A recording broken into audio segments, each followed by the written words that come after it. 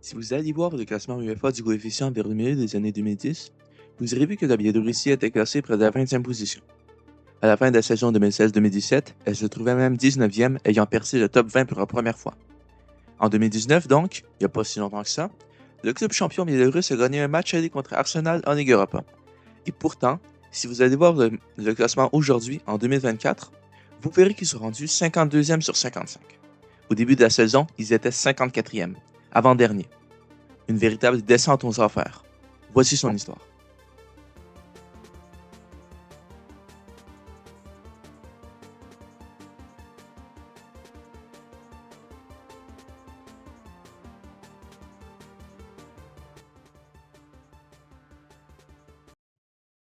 Avant de parler de tout ça, il faudrait bien un peu de contexte. Dans la deuxième moitié du 20e siècle, la force dominante dans le football biélorusse a toujours été le Dynamo Minsk. En 1982, ils sont devenus le premier club biélorusse à remporter le championnat de RSS. Ils ont eu un bon premier parcours européen dans la saison 1983-1984, où ils se sont rendus en quart de finale de Coupe des clubs champions. Des bonnes saisons ont suivi ensuite avec deux autres quarts de finale, un en Coupe UEFA en 1985 et un autre en Coupe des vainqueurs des coupes en 1988. Pour ce qui est du foot, après la chute de l'URSS en 1991, la première ligue biélorusse a débuté l'année suivante et dans les 7 premières saisons, le Dynamo Minsk remporte 6 championnats, ce qui montre qu'il était encore la force dominante dans le foot biélorusse. Par contre, en 1995 et 2006, aucun club remporte le championnat 2 saisons de suite, ce qui est quand même incroyable sachant ce qui va se passer ensuite.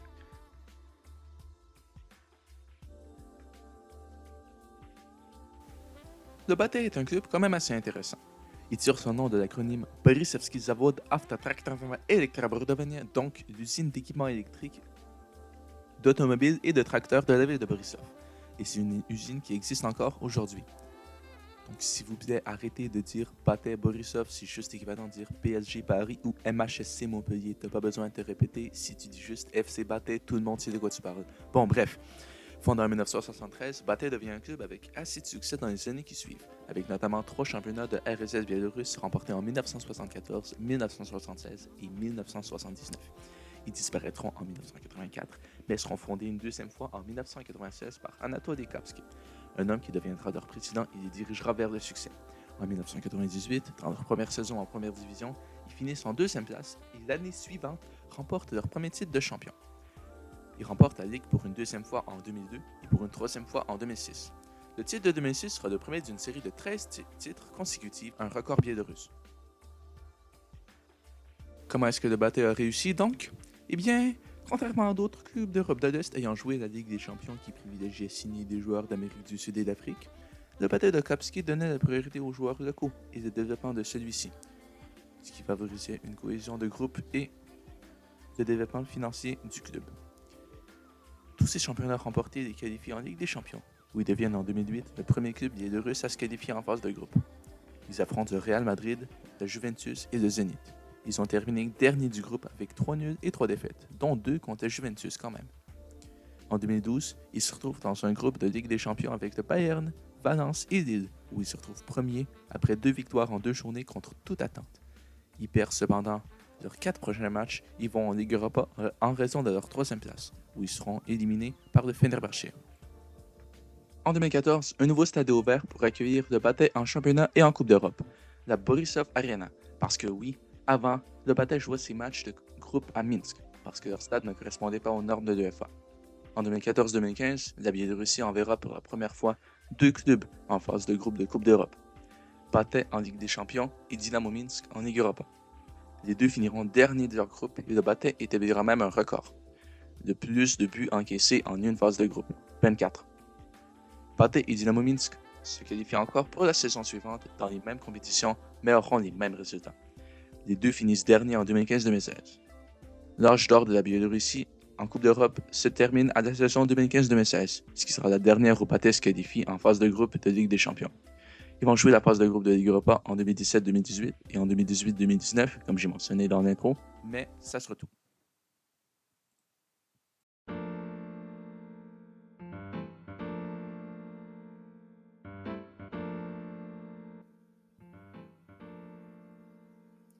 Le 22 septembre 2018, alors que le Bate allait remporter son 13e championnat de suite, Anatoly Anatolievich Kapski le président et fondateur de l'actuel Bate, décède. Bate termine le championnat sans lui, mais n'arrive pas à se qualifier en phase de groupe de Ligue Europa.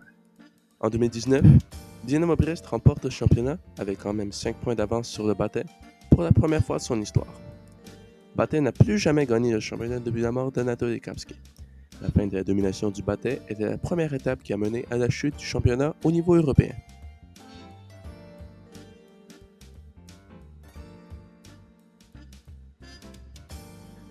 La saison 2018-2019 sera la première où les perdants de la ronde préliminaire, de la première ronde qualificative et de la deuxième ronde qualificative seront envoyés en Ligue Europa.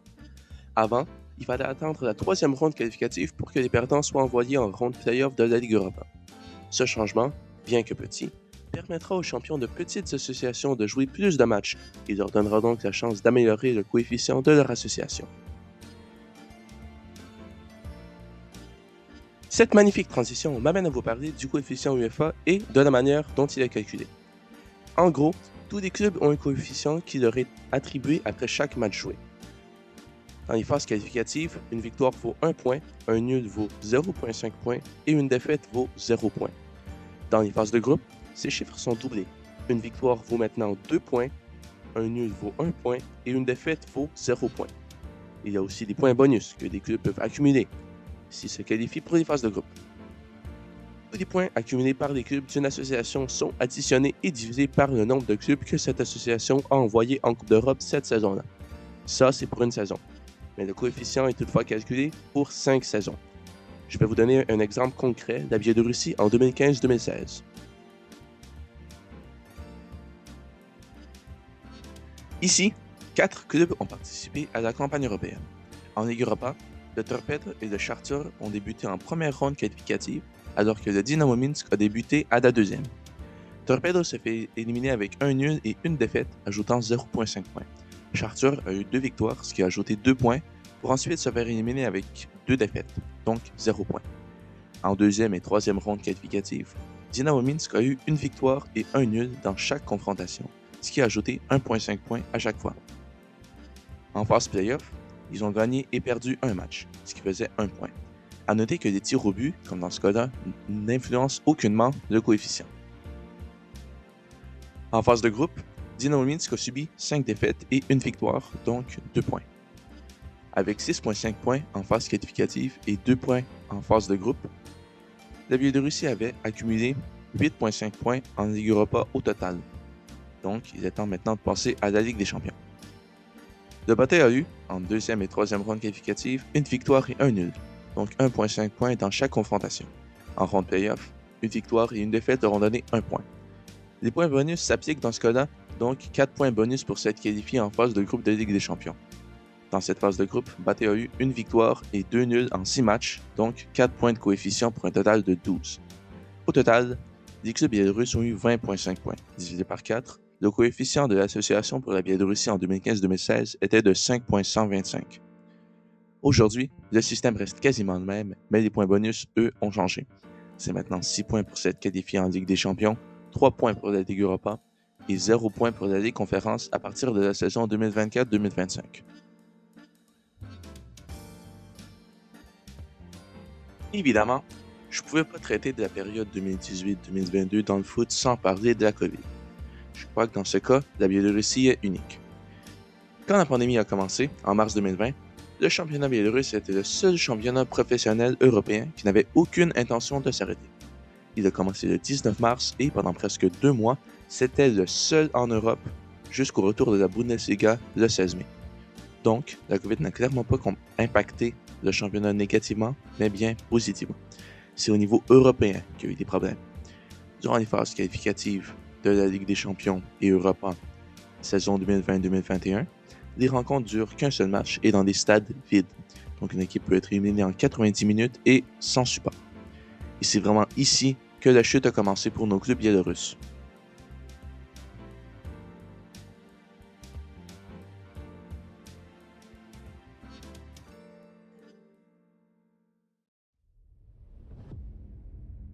Puisque les rencontres ne durent qu'un match, des changements ont dû être faits à la façon dont un coefficient est calculé.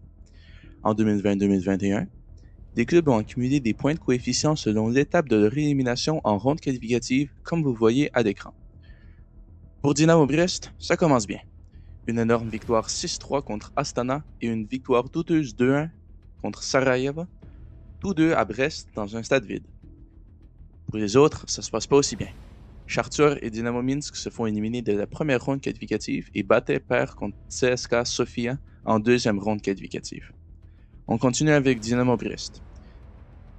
Une défaite contre Maccabi Tel Aviv les envoie en Ligue Europa en phase play-off où ils perdent contre le Ludogorets et terminent leur aventure européenne ainsi que celle de la Biélorussie.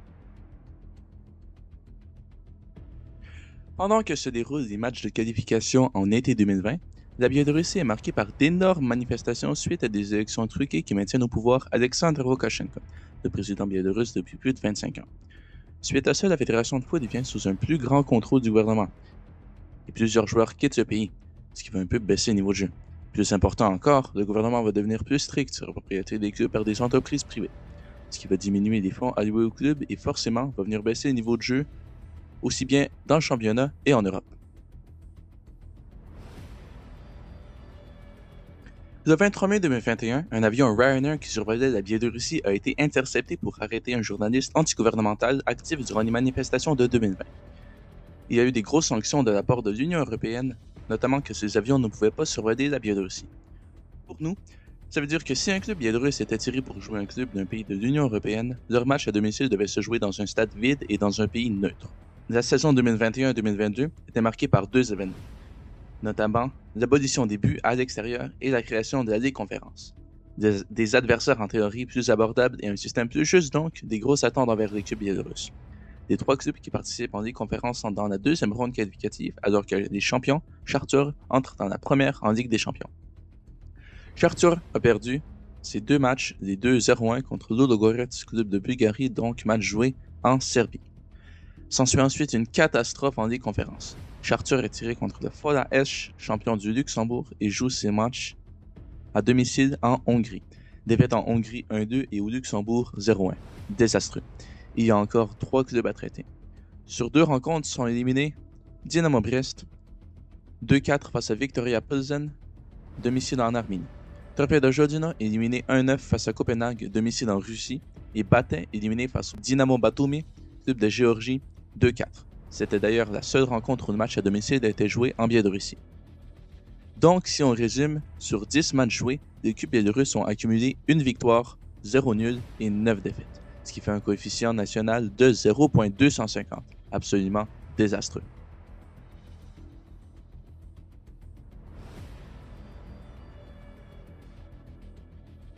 Le 24 février 2022, la Russie a envahi l'Ukraine.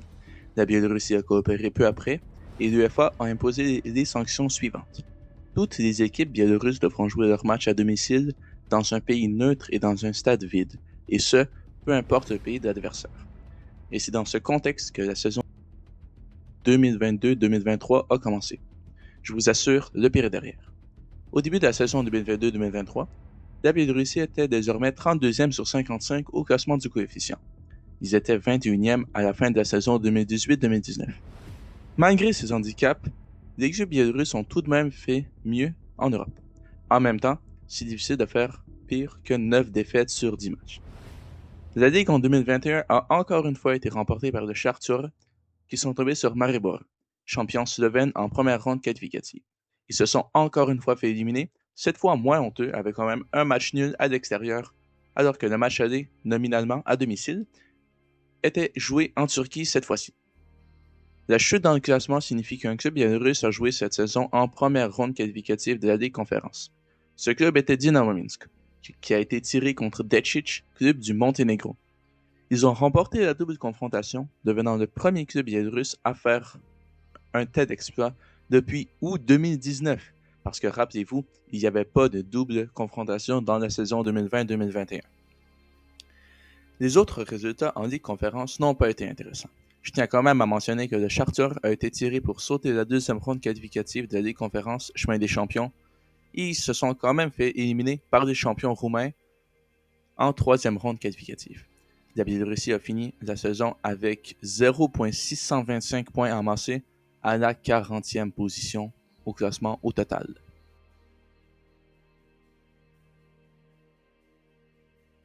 À la conclusion de la Ligue en 2022, le Chartur Soligorsk avait remporté son troisième championnat d'affilée. Pourtant, début 2023, leur titre leur avait été enlevé. Pourquoi? Une enquête menée par la Fédération biélorusse avait conclu que le club avait été impliqué dans la corruption lors de la saison 2022. Deux autres clubs avaient aussi été visés, le Energetik Minsk et le Belchina Bobruisk. Energetik avait terminé deuxième. Les places européennes leur ont été enlevées tous les deux. Le Batay, ayant terminé troisième, est entré en Ligue des Champions. D'autres clubs n'ont pas pu jouer l'Europe, soit par manque de licence UEFA ou pour d'autres affaires de corruption antérieures.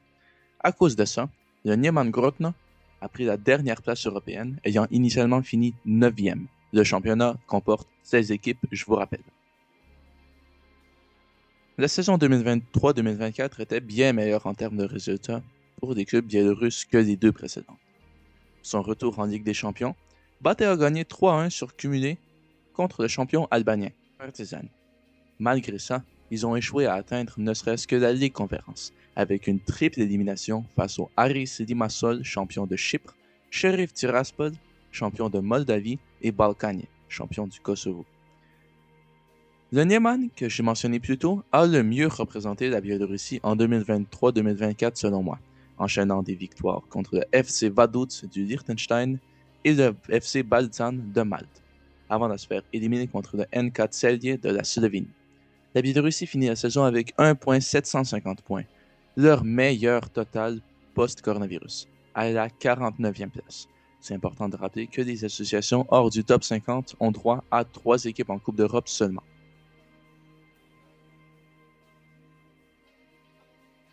En raison de sa 5e position en Première Ligue de Biélorussie lors de la saison 2023, le Batay n'a pas pu jouer l'Europe lors de la saison 2024-2025, une première au 21e siècle. Cette année, c'est le Dynamo Minsk, le club qui allait représenter la Biélorussie en Ligue des Champions. Il y a eu un bon départ, avec une victoire cumulée 1-0 contre le Pionik, champion d'Arménie, pour ensuite subir une élimination contre le Ludogorets, 2-1, avec quand même une victoire au match retour. Jouant maintenant en Ligue Europa, ils ont peiné à battre Lincoln, champion du Gibraltar, 3-2 sur cumulé, ce qui est quand même ridicule. De cette façon, ils ont été garantis de jouer l'Europe en automne, parce qu'une défaite en ronde play-off vous envoie en Ligue Conférence. C'est exactement ce qui est arrivé. Élimination en ronde play-off de la Ligue Europa contre Anderlecht, et c'est tout. 2 victoires en cumulé, dont une en première confrontation, suffisent pour garantir l'Europe en automne. Pendant 5 saisons consécutives, 3 depuis la création de la Ligue Conférence, aucun club biélorusse n'a pu accomplir cette tâche. Jouant en Azerbaïdjan pour les 3 matchs à domicile de la nouvelle phase de Ligue, le Dynamo Minsk a été assez décevant, récoltant qu'une victoire sur 6 matchs pour une misérable 33e place sur 36. Leur défaite 4-0 lors de la dernière journée à l'extérieur contre Panathinaikos a confirmé la condamnation de la Biélorussie à jouer avec 3 clubs en Europe lors de la saison 2026-2027, en raison de leur 52e place sur 55 à la fin de la saison 2024-2025.